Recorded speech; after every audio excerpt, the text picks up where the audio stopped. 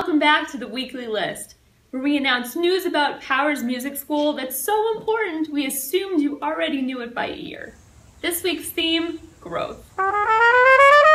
Well, Powers Music School's been very lucky this year. We've seen major growth and even enjoyed relatively minor triumphs in key areas. We've got a handle on the facts and we're not hiding them from you, especially measures like the number of students at our school. Since 2013, Powers has gained 139 new students. 2 years ago, 48% of Powers students came from outside Belmont. Now that figure is actually up to about 55%.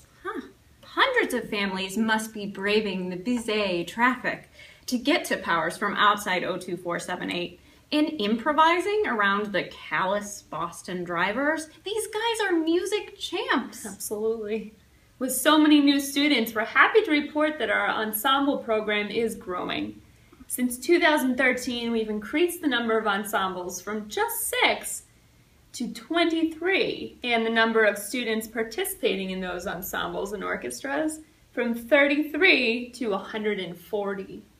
I hear we've added so many new chamber ensembles, bands, and orchestras that available practice space is actually at an all-time low, and folks are reporting some suspicious sounds coming from some interesting places.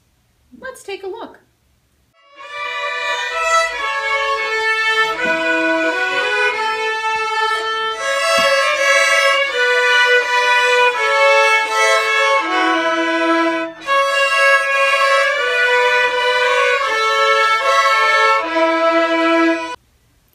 What a host of problems related to space. Powers is seeing growth in the Massachusetts Youth Symphony Project with the help of its conductor, George Ogata. If you've never heard of the orchestras, it's probably because we usually call them MISP. Let's say it together now so we don't continue MISP pronunciation.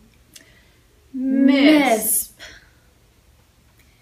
MISP students are optimistic, hardworking kids learning some pretty legitimate skills like teamwork, discipline, and leadership.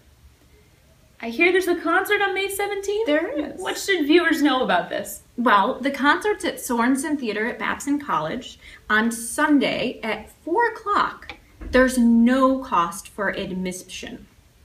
This will leave you mystified, we promise. MISP is one of the best youth orchestras in this hemisphere, and we should support them as best we can. I wouldn't miss that. Hopefully, if we all attend the concert, George will help us correctly pronounce MISP. Back on key, our viewers might be asking, how will Powers deal with all this growth without putting programs on the chopping block? It's pronounced Chopin. And absolutely. Our instructors and our staff have great expectations for our students, and we try to choose high-quality performance venues, keep our spaces welcoming and updated, but that doesn't come cheap. This year, we spent a total of $160,500 alone on rent and on performance venues.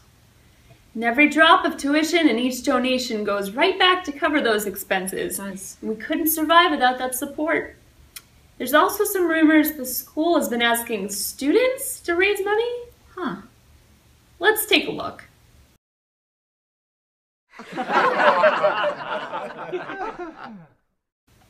A parent advisory board? That sounds awesome. I'll have to go to the website and take a look. In the meantime, we'll keep our viewers up to date on next year's plans for venues, all of that.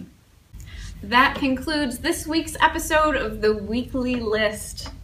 We'll be back next week, so tune in to learn how Powers is upgrading our communications to the 21st century.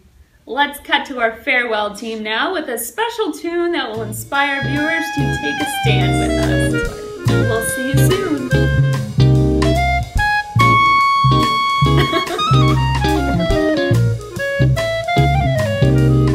We're raising money for the annual fund.